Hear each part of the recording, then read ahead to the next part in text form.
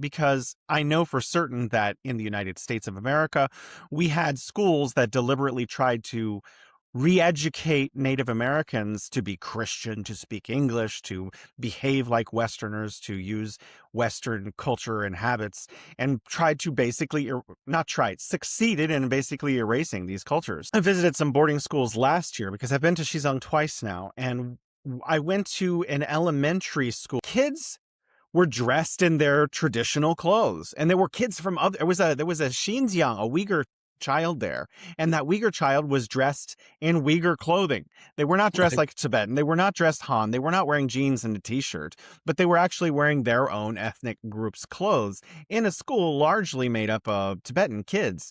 But, no one was oppressed. Actually, the opposite. We got to see the kids playing, and they were singing and dancing, traditional Tibetan songs. So, there was no cultural erasure. Their language is being taught. They're being taught Mandarin, yes, but that's the national language. That's going to facilitate them going to college, them getting jobs nationally. 大家好，今天要分享一段极具参考价值的实地访谈内容。本期嘉宾是加拿大资深记者、作家阿诺德里奥古斯特，常年深耕拉美、古巴相关研究，长期为环球时报 CGTN 多家国际进步媒体供稿，还专门撰写过聚焦中国发展的专题著作。2023年，他受邀加入学者与记者代表团前往西藏开展7天实地调研。出发之前，他长期被美国国务院不断炒作的虚假舆论包围。铺天盖地的种族灭绝、文化消亡、强制寄宿学校等抹黑论调充斥西方媒体，带着西方社会普遍存在的固有偏见踏上行程。当他真正走进拉萨街头、乡村安置社区、高原双语校园后，亲眼所见的现实和西方宣传形成天壤之别。他直言自己走访过古巴，拉美众多国家，却从未见过事实与谎言差距如此悬殊的地方。他清晰对比了美加原住民遭受的文化毁灭历史，一针见血点破西方舆论的双重标准。下面就让我们完整观看这段实地采访，听听外国记者亲身走访后记录下的真实西藏见闻。In 2023, you joined a delegation of scholars and journalists for a 7-day visit to Xizang, also known as Tibet. What motivated you to participate in that trip, and what were your expectations going in? Well, I first went to China in 2006 with my wife on a month-long trip. We visited, most of China, but we did not visit the western part, Tibetan region of China. So when I got the invitation to go in the fall of 2023. Of course, I accepted right away. The other reason I accepted was just before I got that invitation, there was a lot of noise coming out of the U.S. State Department regarding the succession for the Dalai Lama in Tibet, and with the usual narrative against, regarding the genocide, so-called genocide and violation of human rights. So I had to go for that as well. And what I've been dealing with, various narratives regarding Cuba and other countries in the South. And I have to admit, when I arrived in Tibet, the difference between fact and fiction was so crying. It was more evident than any other country that I dealt with, whether it's Cuba and Latin America or whatever. It was really astounding, the difference between what we are told as a narrative and what is really the real situation there. A brand new house in the traditional Tibetan style in Lhasa. So this was really, gave me an idea of what was going to take place there when I arrived there. But arriving there, of course, the difference between fact and fiction was enormous. Yeah. So when you arrived there, could you tell us a little bit about your trip and what did you see and how did your opinions about that region transform? Well, the first thing that regarding religion, the first thing when one arrives in Lhasa, supposedly we have the suppression of religion there, of their religion and the expression of their religion, but so many people in the streets were dressed in their traditional religious garb, carrying out religious ceremonies right there in the street for everyone to see. There was no suppression at all regarding their religion or, of course, their language. And I think that one of the most important things that we learned there is that speaking with the people there and our guests in Tibet was the important development of lifting millions of Tibetans out of extreme poverty. You wrote about that regarding China in general. I expected them to probably have access to practicing their faith, but what really surprised me is I went to schools in Xizang, and all of the kids were learning Tibetan in addition to Mandarin, and so I was very pleasantly surprised that basically every lie in the West about the region is inaccurate. And that's good to see, because people like you and me, people like, who are watching this program, people in the world, they want to know that other people have, the ability to preserve their culture, which is not the case in my home country, the United States. There very few Native Americans speak Navajo or whatever their indigenous language was. Those are not taught in public schools in the United States. However, in China, in Xizang or Xinjiang or Inner Mongolia, their native languages are taught side by side. So we were very happy to visit a boarding school. I think what you said is really important, is that even in areas in Tibet where the majority are Han, they still have to learn Tibetan language, as well as Tibetans, of course, learning their own language. So, once again, there's another, very important distinction between fact and reality. So we visited this boarding school. It was not in Tibet as such. It was in the neighboring Qinghai province, which has a very important Tibetan minority. So lo and behold, right in front of us, we see that whole narrative against China, boarding school and all that, completely fall apart. What we saw there were students there, a majority Tibetan origin in that region. They learn, in addition to physics, mathematics, all of the normal classes or courses that people take anywhere in the world, they also learn Tibetan as well as Han. So this was really an eye-opener. They had a great cafeteria, great food. Like, I think that any family, working class family, would love their kids, whether in Canada, United States, or New Zealand, or Australia, in Europe, they would love their kids to be able to go to such a school with such a high quality level of nutrition. And I think that boarding school was an eye-opener for me. I was expecting something different, but it was really a fantastic thing for us to see and to write about it once we get back. I love sharing the story because it's exactly the opposite of the Western narrative. Just like you said about Shanghai, I went to different classrooms, and some classes were being taught in, poetry and, philosophy, of the Tibetan culture in rich, complex Tibetan language with like cursive on the board. And they'd been learning their whole lives. Like, we would be studying like English language literature in university. And the class next to it, kids were just learning, and they were Han students mostly. They were minorities other than Tibetan, and they are learning like introduction to how to speak Tibetan.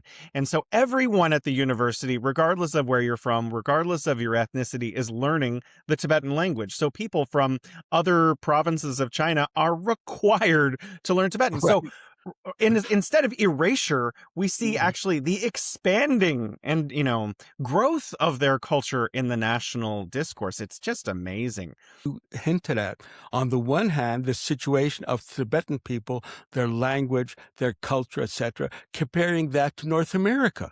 For example, in the United States, amongst the native people, only 5% of the native people in the United States can speak their own language. Compare that to almost 100% of the Tibetans who can speak and write their own language. In Canada, it's a bit better, supposedly 13%. But this goes, I think when the West talks about genocide, they're really projecting what they carried out in the colonial states, whether it's United States or Canada, against the native people. They're projecting that on the Chinese government and trying to blame the Chinese government for political reasons for something that did not take place, but in China, but it did take place in the United States and Canada, also in Australia and many other settler colonies. Because I know for certain that in the United States of America, we had schools that deliberately tried to re-educate Native Americans to be Christian, to speak English, to behave like Westerners, to use Western culture and habits, and tried to basically, not tried, succeeded in basically erasing these cultures. I know that boarding schools specifically are a sore point for Canadians, and this is part of the discourse that takes place about what Canada has historically done to the Indigenous populations. Could you talk about a little bit about what happened in Canada?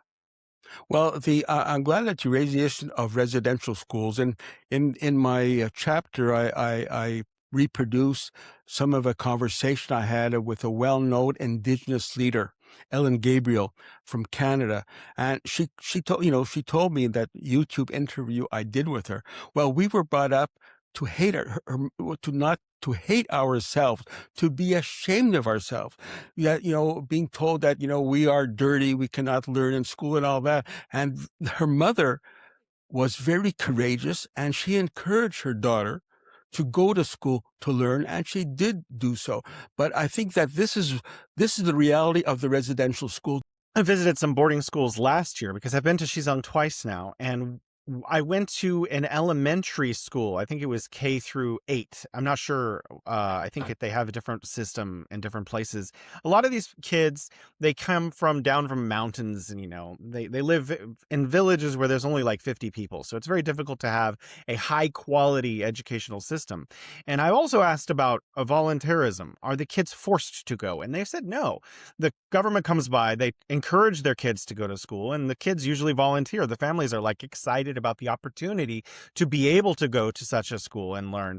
But when I went to a few of these actually, when I went to these schools, I'm just thinking of one in particular, the kids were dressed in their traditional clothes, and there were kids from there was a Xinjiang, a Uyghur child there, and that Uyghur child was dressed in Uyghur clothing. They were not dressed like Tibetan. They were not dressed Han. They were not wearing jeans and a t-shirt, but they were actually wearing their own ethnic group's clothes in a school largely made up of Tibetan kids. But, no one was oppressed. Actually, the opposite. We got to see the kids playing, and they were singing and dancing traditional Tibetan songs. So like there was no cultural erasure. Their language is being taught. They're being taught Mandarin, yes, but that's the national language. That's going to facilitate them going to college, them getting jobs nationally. Right. This is it'd be like a Navajo child in the United States learning Navajo and English. That makes sense. But, obviously only teaching them English would be erasure of their culture. In Tibet, kids are learning to read and write and speak in Tibetan. Yes, I think we have to just why do boarding schools exist in any country in the world, whether in any system, whether it's capitalist or in China, and that is in outlying areas where it's difficult for kids to go to school. You have boarding schools to facilitate the kids going to school and learning. When we visit that boarding school, I specifically asked our host there and the kids as well, do they have to stay there or can they go home? No, they have the choice, depending how far the boarding school is from their home. They can go home every evening if they like. They can go home for the weekend. And they told us most of them like to stay in the evenings, and some even like to stay in the weekends on a voluntary basis. Why? This way they can exchange with their teachers and learn more. So it's, once again, it's the opposite of what we are told. I went to a village that was constructed by the government for extremely impoverished people. And I went to visit some of their homes and talk to some of the people who lived there. They were relocated from other really distant villages that didn't have access to roads that led to cities and stuff. And I asked the point among this large group of people, hey, did they have the option of not coming? Could they have stayed in their original domiciles? And they were confused by this. What do you mean? What do you mean, did they have the option of staying? Why would they want to stay? There's no water there. And they were really confused by this. I kept pushing the point because it was really important for Westerners, because of the discourse that's produced in Washington, D.C., to ask this question. And after like a minute of them trying to understand why this was an important question, they were like, of course they had the option of staying, but why would no one stayed there? Like it's, you know, they're living in squalor, and now they have a home with 2 stories and 3 bedrooms and running water. Like, yeah, they could have stayed, but you know, this was a fantastic opportunity, and obviously everyone jumped at that opportunity to have a modern home with their own estate and garden and all this stuff. It's ridiculous the kind of things that come out of Washington, D.C. Yeah, I mean, that narrative, one thing I never, I'm always astounded to hear that from the West, trying to convince the people of the world that the Tibetans should go back to the pre-1951, 1959 situation. Hello?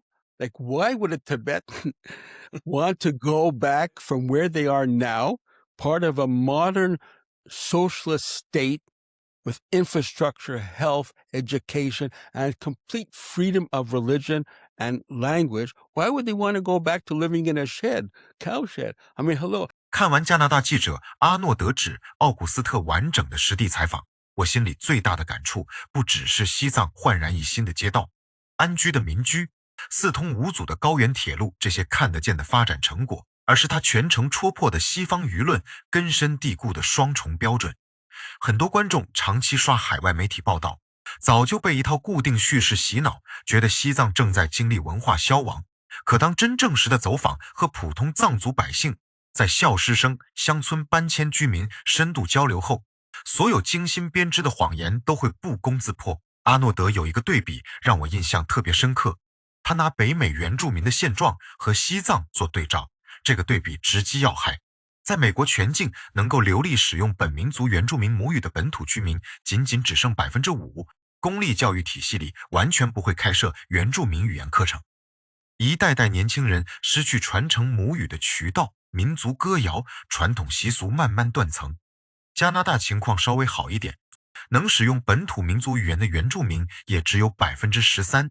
追溯根源就是近代美加大范围推行的原住民寄宿学校制度。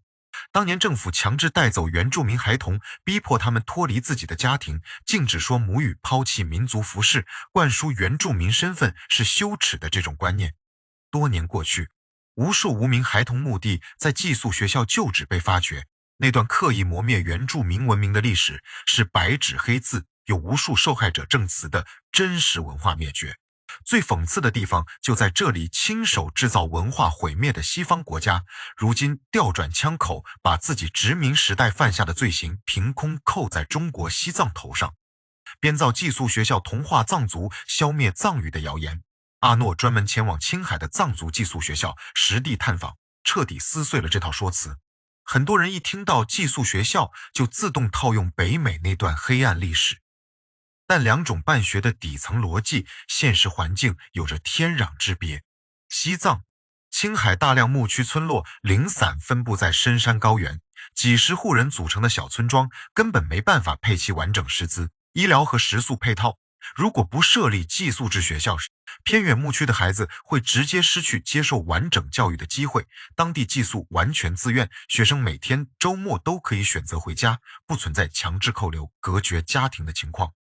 校园里不分汉族、藏族、其他少数民族，所有人同步学习藏语和国家通用语言。课堂开设藏族诗歌、传统民俗课程，课余孩子们穿着民族服饰唱歌跳舞，食堂伙食、住宿配套标准放到任何发达国家，工薪家庭都会羡慕。办学的初衷是兜底高原孩子的教育权，绝非所谓的文化抹杀。除了教育，异地搬迁这件事也被西方媒体刻意歪曲。阿诺走进政府统一修建的安居新村，和搬迁群众面对面聊天。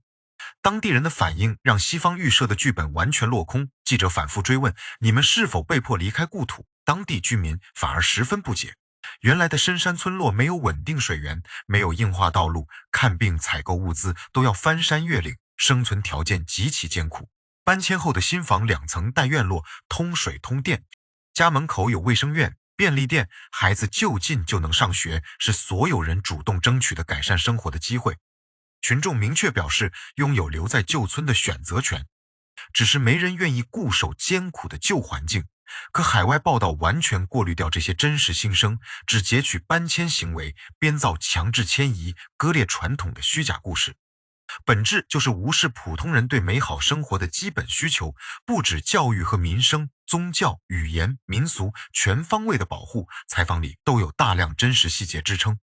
走在拉萨街头，随处可见身着传统僧衣前往转经的群众，宗教活动公开有序开展，不存在任何限制，城市里商铺招牌、电梯标识、菜单全部藏汉双语并行，哪怕连锁外来品牌门店也会标注藏文。当地政府持续投入巨额资金修建藏族文化场馆，老年人、年轻人都能免费到场学习传统乐器，传唱藏歌，专门设立博物馆，妥善保存布达拉宫1000年古籍手稿，系统性梳理传承藏族1000年历史。更难得的是，藏族文化没有停滞在复古层面，当下诞生了大量现代藏族说唱、青年民族美术、新式歌舞创作。老一辈传统和年轻人的现代表达并行发展，文化生态是鲜活持续生长的，绝非西方口中逐步消亡的状态。阿诺还专门从社会主义发展视角解读西藏的转变。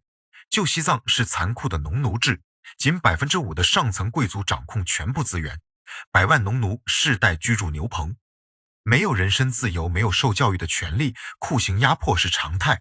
如今几十年的跨越，让所有人摆脱极端贫困，人均寿命大幅提升，全民覆盖基础医疗，每个民族都能保留自身文化特色，同时共享国家发展红利。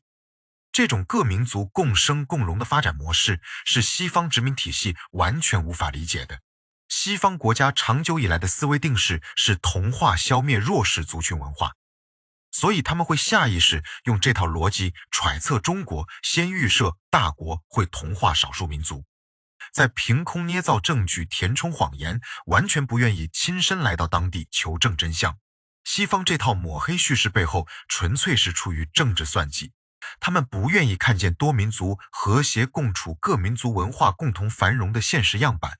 一旦承认西藏发展的真实面貌，他们用来攻击中国的人权，民族议题话术就会彻底失效。于是依靠媒体垄断，持续单向输出负面碎片化片段，刻意割裂历史，回避农奴制的黑暗过往，回避脱贫。文化保护基建完善全部客观成果，只截取零星画面放大解读，长期给全球观众制造信息茧房。大部分海外普通人没有机会亲自来到西藏，只能接收过滤后的片面信息，自然而然形成偏见。而阿诺这类独立实地走访的记者，恰好打破信息壁垒，用亲眼所见、亲身交流给出客观答案。这段外国记者不带预设的实地走访，给所有人提供了全新视角，跳出西方媒体的固有叙事，才能看见不带滤镜的真实西藏。如果这期内容对你有所启发，欢迎点赞订阅本频道，有不同观点和想法都可以在评论区理性交流，我们下期再见。